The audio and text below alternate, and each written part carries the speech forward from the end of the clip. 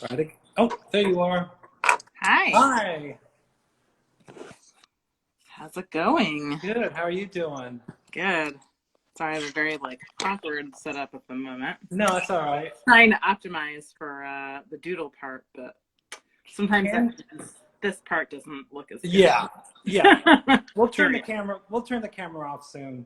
Mm. Well, It's kind of like thanks for inviting me back, and I appreciate this reflection.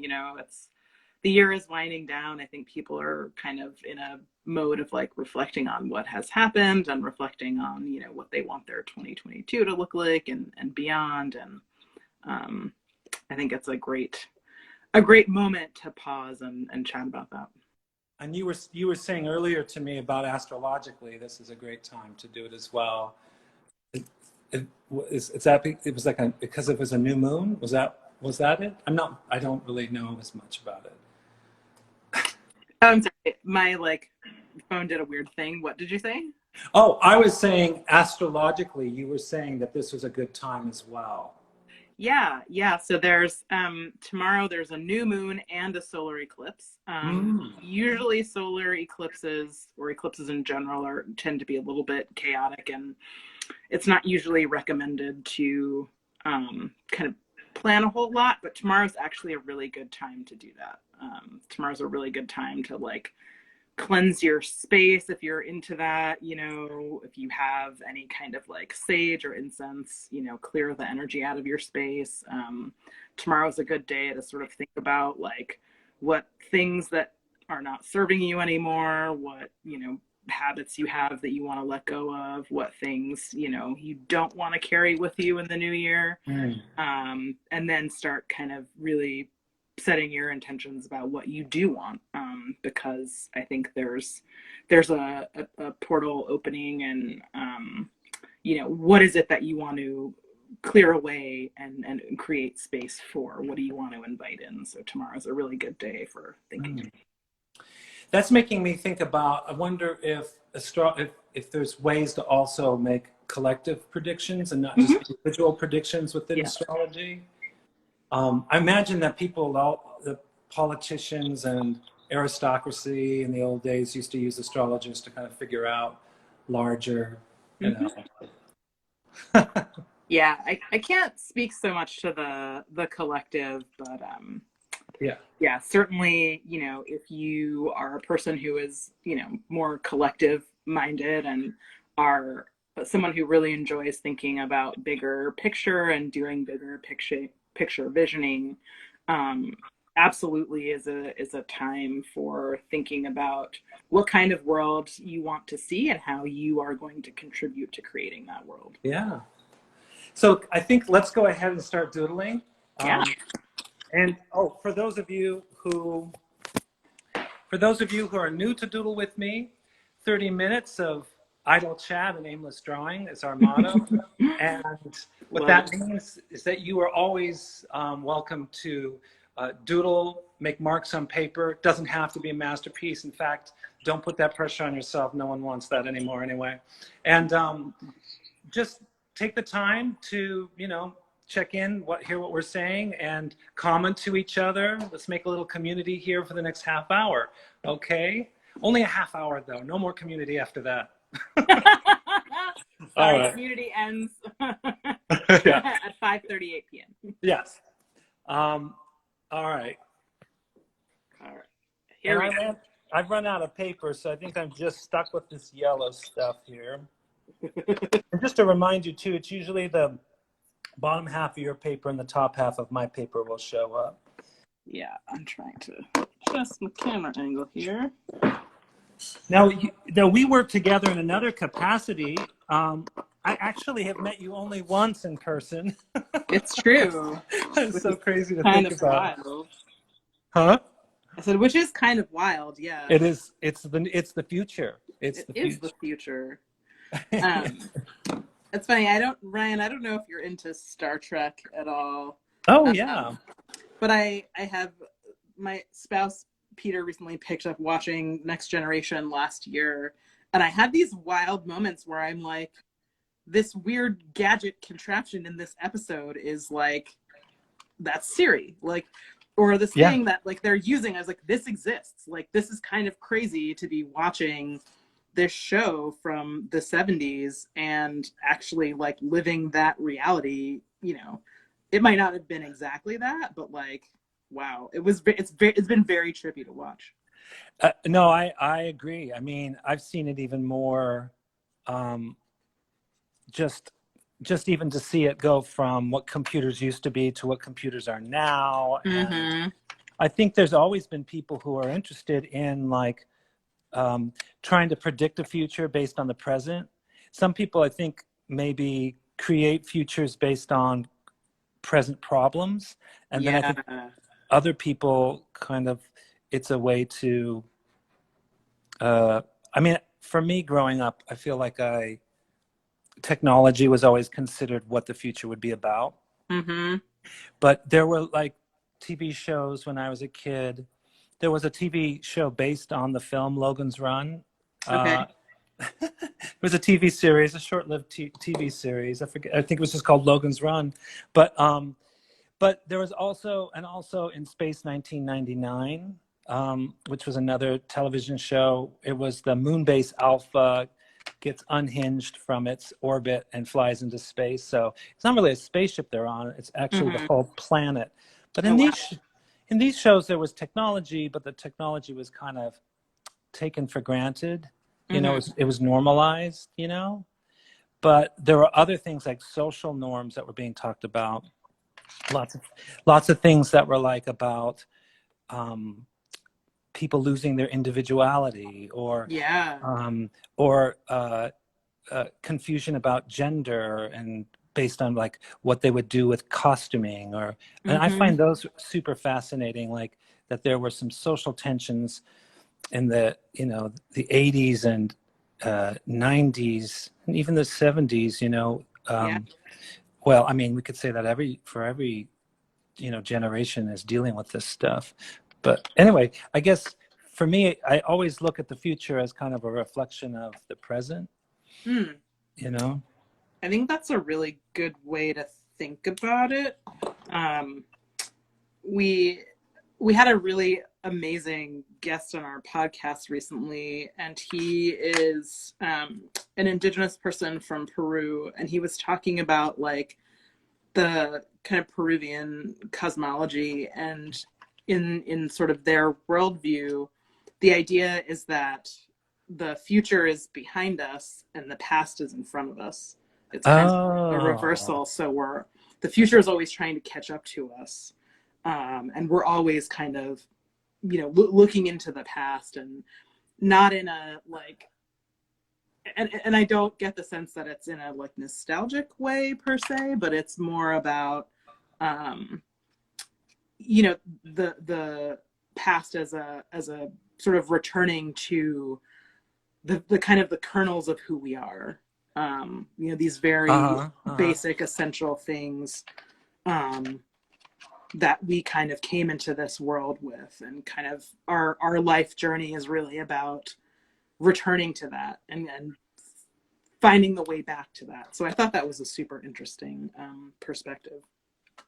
Yeah, that is. It's what's interesting is kind of that it also, if the past is always something we're going towards, then in some ways we're always having the opportunity to learn from the past, right? Like Yes, it's a exactly. yeah. And this idea of kind of like, I wonder, I think you've been posting about it, or I think maybe Latanya's been posting about it, but probably all have. But it's about critical, the word critical being taken out of university curriculum. That people are kind of fighting this idea of critical Yes. theory and teaching it, which Mm-hmm. is very Mm-hmm. much to me. It's about how to learn from the past. Yeah. How to look at the past with a critical eye and not just take it for granted as we've always been doing it right. Right. No, exactly. Exactly. Yeah, it's kind of it's a very weird moment we're in, I think. Yeah, Just it's like it's a because go ahead. when I was watching this, these David Letterman things, there was like a part of me that was like, oh, it's so innocent, which is kind of something we always say about old TV Mm-hmm. shows, or but then you're like innocent in a bad way too. Like Right, like right. like we're so innocent. Look how rude he is to these women guests, or this would definitely not be happening now. You know what I'm saying? Yeah. And I feel like he was edgy in a way. Like I understood the irreverence, but a lot of Mm-hmm. times it's interesting how irreverence also still allows for behavior that's old, stupid behavior. Like even Right. like the irreverence with the surrealists. Still, it was just misogyny, but just repackaged in a more kind of Dadaist sort of Yeah. irrational way. You know, I mean, Right. and then you also so when I was watching the show, it's also like, and how are women surviving this? How are they like? It's just so interesting because I lived through that time and was not as aware of it. But then now that I'm looking at it retrospectively, I started to think about it more. Mm. Um, but I don't know. It's just a thought. It's just what happens when I go down a rabbit hole. I feel like, well, I got to use this, otherwise I'm just wasting my time. Yeah. So what's kind of top of mind for you for what are you wanting to bring into 2022, and what are you wanting to leave behind? um, it's an interesting thing. Easy question, I know. I know I do think about it. I do think about it, and I appreciate you asking. I uh, like personally, I want to. I've worried a lot about myself financially, Mm-hmm. and because I'm working in a way that I hadn't for a long, long time, which is more independently. Mm-hmm. And there's like a need to just be able to trust that things will work out, which I don't really ever do. I'm always like, there's disaster around the corner. But so I guess it's partly changing my attitude about that, and also not giving into flattery. If people flatter me, that I don't take jobs just based on flattery, Mm. or being told that I'm so valuable and I should do this job that I don't really want to do because I'm so valuable. I have to be careful of not falling into that, um, you know, knowing that really what I want to be is part of a community, and it's not about me um, Right. coming in and trying to save the day Mm-hmm. in a job. Anyway, this is specific to something that was been going on. Um, but so it's like just examining my motives for working, Mm-hmm. for overworking, for what I really want to do with my time, and Mm-hmm. knowing that time is limited, Mm-hmm. and uh, and what's really making an impact, you know, in a way that's more beneficial, not just to me, maybe to other people. I know Yeah. that sounds so virtuous, but it's also just sanity for me. I want to Yeah. keep myself sane. How about you? I get it. No, I totally get it. I think I'm in a very similar headspace. I feel like this last not even year, maybe like 2 years, I've suddenly become someone on people's radars, and now it's kind of like, how what is it that I want, and how do I. You went out. Oh, okay, there you go. Could you repeat um that, Jackie? yeah, I was just saying I'm in a very similar headspace. I have a lot of things kind of being thrown at me, and I'm suddenly like a known quantity to a lot of folks. And how do I decipher which of these things is the thing I want to do, and which Right. of the things is going to be like the best thing for me. And what do I want to be about? Right, right. And also, like, what company do you want to keep? You know, Yes, sometimes it's like super important. I've taken a lot of jobs where I haven't even thought about like what company I'm in. You know, Yeah, like, are these people who uh, are enjoying what they do as well as enjoying being with each other? You know, right. that shouldn't be a luxury in your job. You know, like No. my early jobs when I was and also someone had mentioned they didn't understand. They thought we were talking about being artists, but I have day jobs. I can't survive as an artist. So just letting you know, I'm in. So when we talk about work, we're talking about uh, working for other people, not Yeah, for ourselves. Yeah, yeah. it'd be I lovely to mean, work for ourselves, right? You I know. mean, I'm sort of in a weird like in between, right? Like I technically work for myself, but my work is in service always of more or less other people. And so my thing is like, well, yes, and right. Right. Like, starting to think a little bit more about like, all right, well, what what would it look like if this were things that I had some investment in? Yeah. What would it look like if I am setting myself up to be in the company, to your point, like be in the company of people who um, really want me to do to see me do my best work, and for whom like you know um, I don't like I don't know if you do resolutions or anything like that, but typically I pick a word every year, Mm. and my word for 2022 is ease.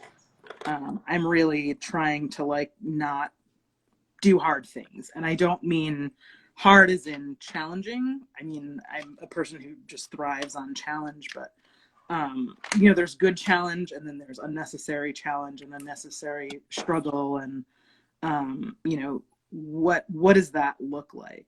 Mm. What is the kind of work that I want to align myself with that is not easy, but embodies like a sense of ease, right?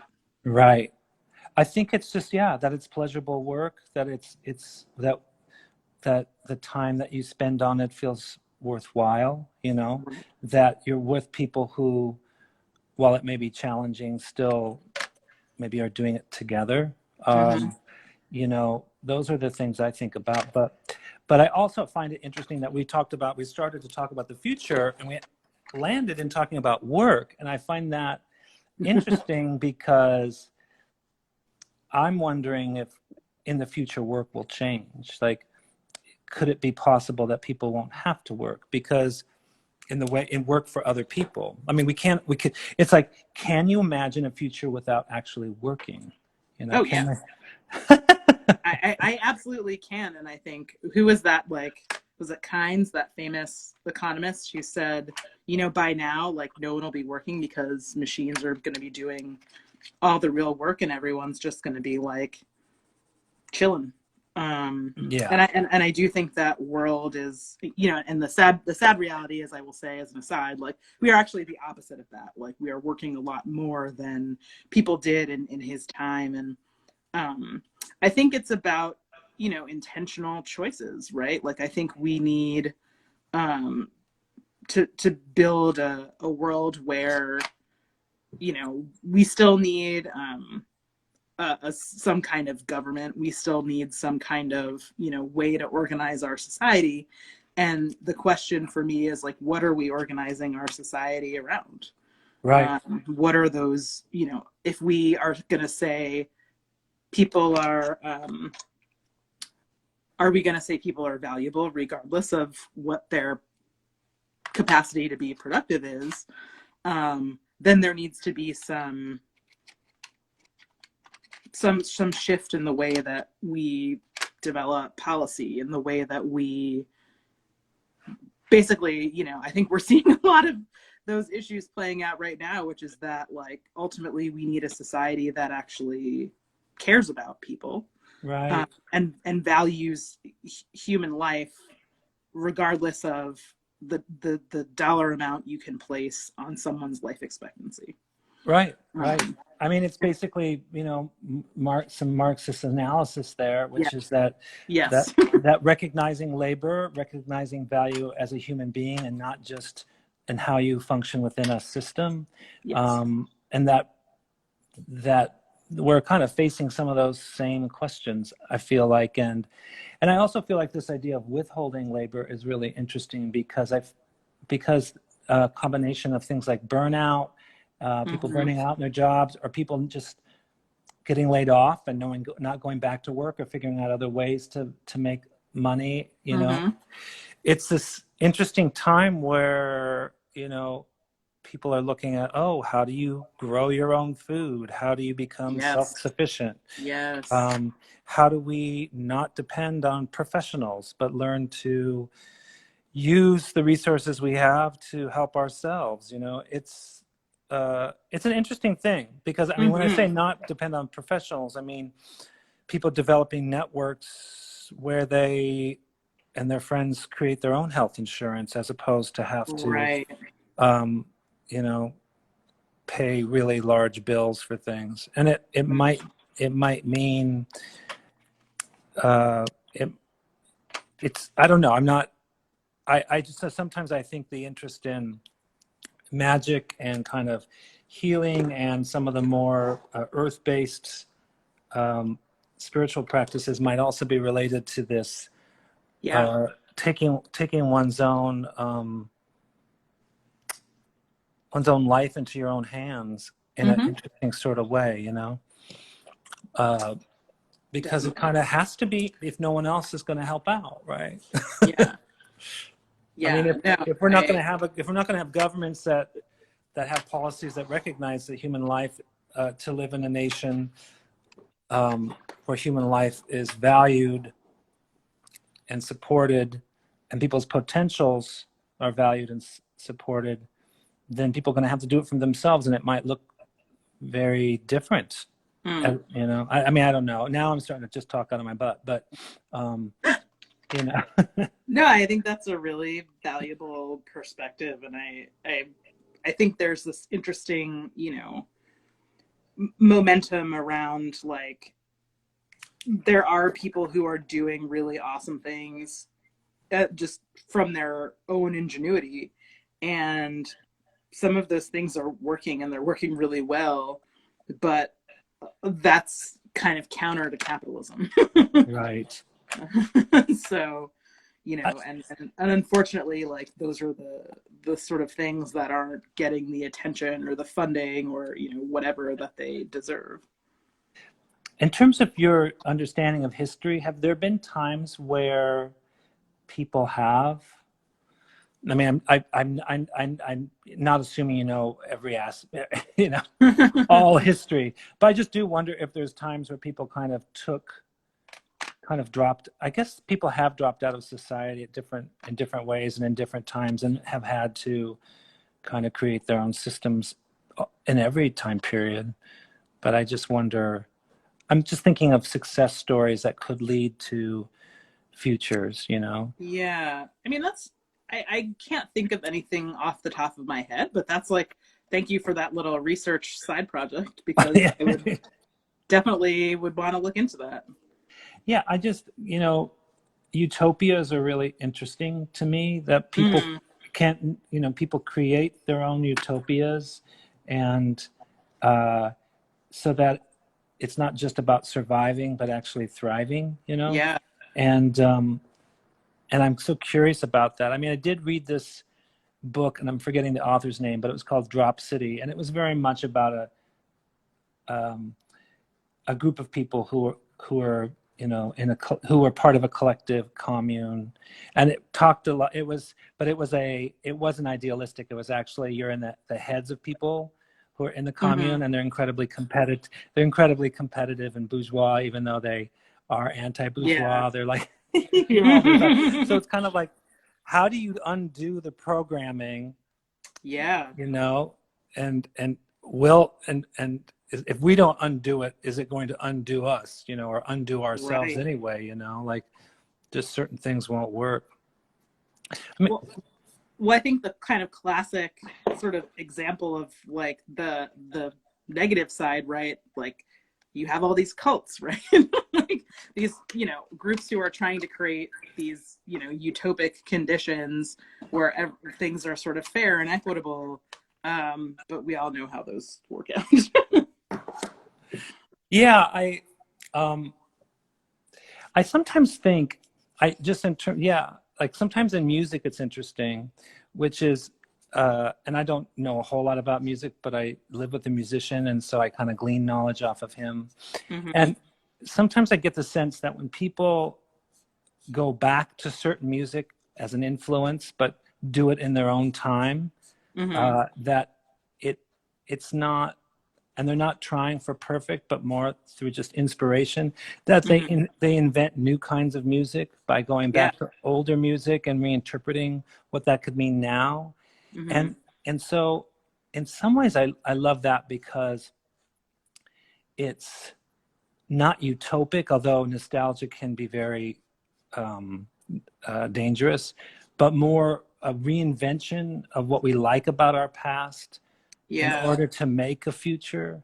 Yeah. Uh, and I'm very curious about that, as opposed to the way I understand cults is that it's really more about a personality and charisma, you know, that it's usually a one charismatic person, Right. you Well, know. that's kind of the draw, but I feel like more of the like the philosophy or the kind of tenets are always, to at least to me, seem like, oh, here, person, you're like struggling with this thing in your life. Here's a space where you can like reach your potential, or you can, Mm, you know, be a part of something, whereas you're feeling, you know, not included or left out or not a part of hmm. the larger society, and we're offering you something that's different. And I think there's a lot of idealism that I've seen anyway behind that. Mm-hmm. So it's kind of like, so what I'm hearing in some ways is that it that cynicism is not really what the goal, but the goal is to go into the future with open eyes, right? Like Mm-hmm. to know that there's bad people out there, but also to believe maybe in in the potential for new things to happen, you know. Right. Well, bad people, it sounds kind of weird, doesn't it? I mean, I like really, truly, honestly, like tried to shift my perception in trying to believe that bad people are like in the very, very small minority. They're just, we're all people, and some people just make bad decisions. Some people consistently make bad decisions or poor life choices. But that I try to not not sort of buy into that sort of good versus bad when it comes to Th- people.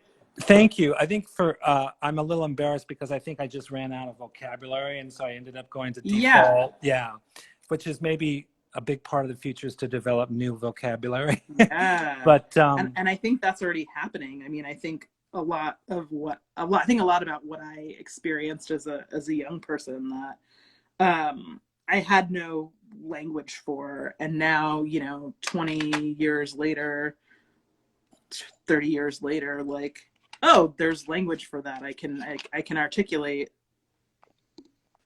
um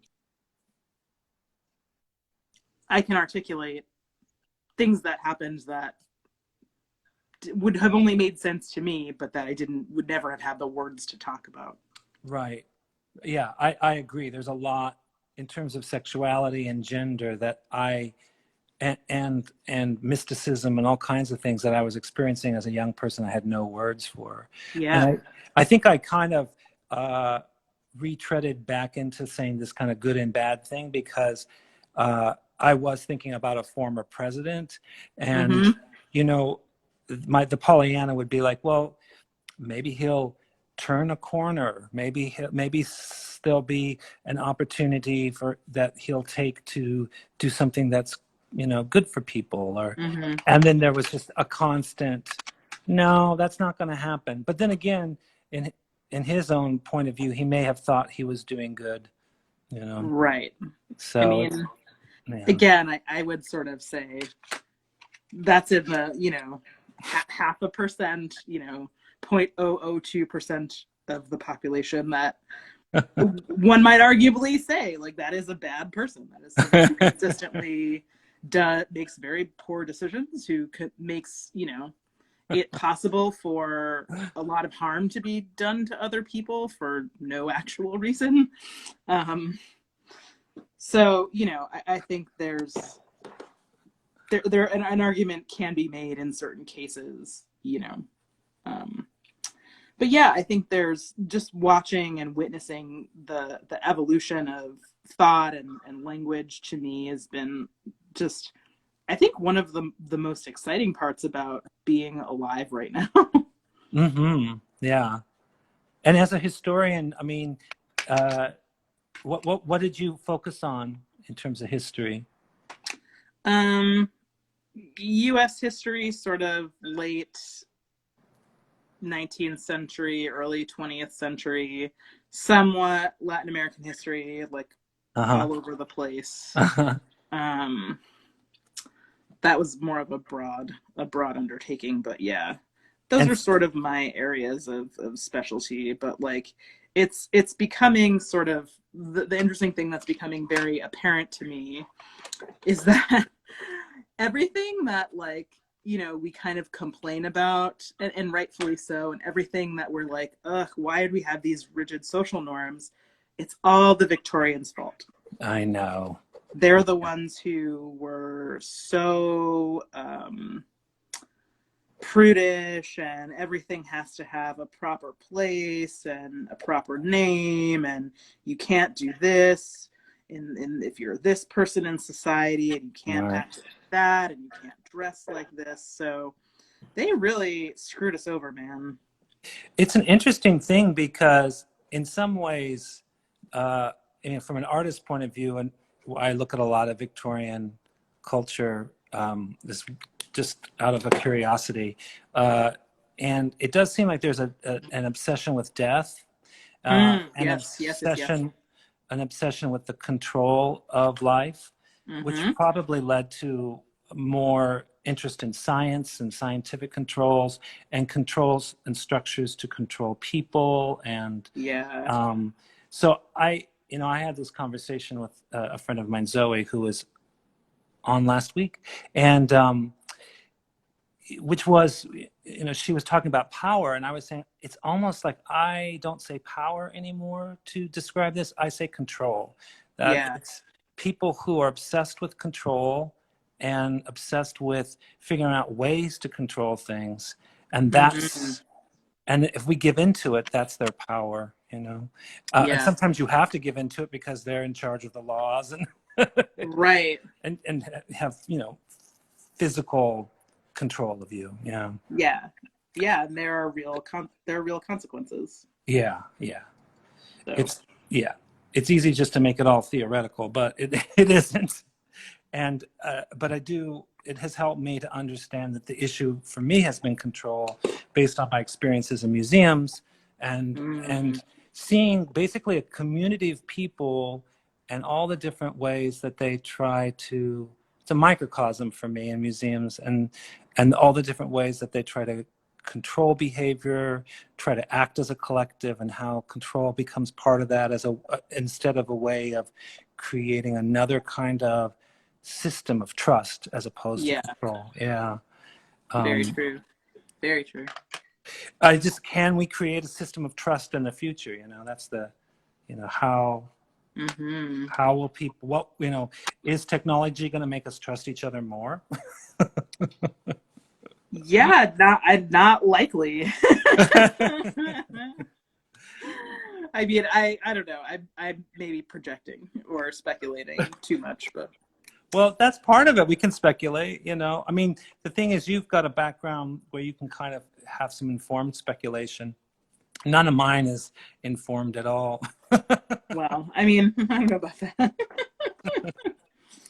I don't know. It's just it's all very interesting, and I think, you know, I believe we have the capacity, and I say this a lot, but I think that we have the capacity, we have the intelligence, we have all the tools that we need to create the world that we want to live in. We just lack the political will to make it happen. And the lacking the political will is interesting. Yeah, yeah. I think maybe that's because we're just worried about making a living. We're too worried about day-to-day survival. I mean, do we Yeah. not? Yeah. And that's real, but I think, you know, to me the risk, you know, the benefits outweigh the risk, and I don't know. Yeah. No, I get it. I completely agree. I think that we're always I mean, for me at least, I'm finding the more and more the challenges are for me is how do I'm trying to figure out not how not to say cliches like be more my authentic self, because it's really not about myself. It's really about how But how in I a way it is. yeah, yeah, because I have I this, think.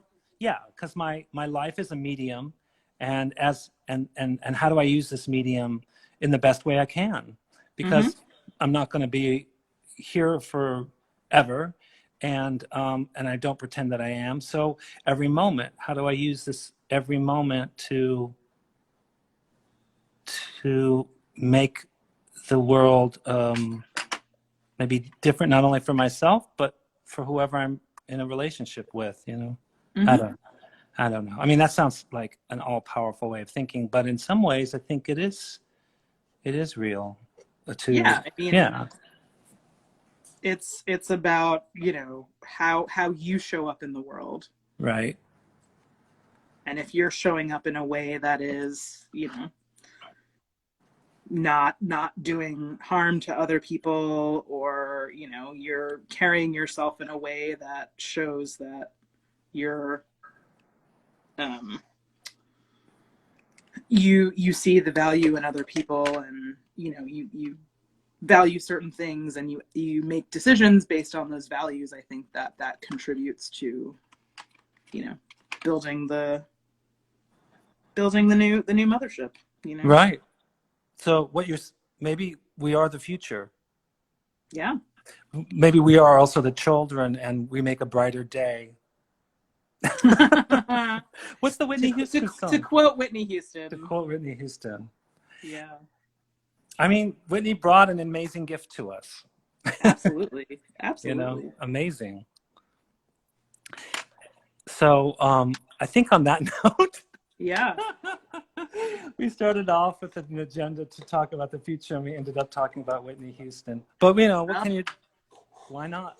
she said she believes the children are our future, and I have to say she's not wrong. She's not wrong. I just also think that adults need to be the future as well. Well, I was gonna say, somebody posted on their Instagram story, somebody that I followed who was sort of like dissecting that song, and was saying, you know, if we do in fact believe the children are our future, how are we conducting ourselves in a way that, you know, will teach them well, and how are we making the space to let them lead? And I was like, all valid questions. I know. Let's just Valid yeah. questions that need answers. Right. Right. You know, it's not as if it's just it's also a kind of a I'm not going to be accountable for the future because now we have this new generation that's going to come in Yeah. and do it. But at the same time, we're going to hold back this generation from what they need to do Right. because we're afraid they're going to stray too far from the conventions that we have in the present. Right. And that seems to always be the plight of the teenager, you know. Is that Yeah. yeah. But you know,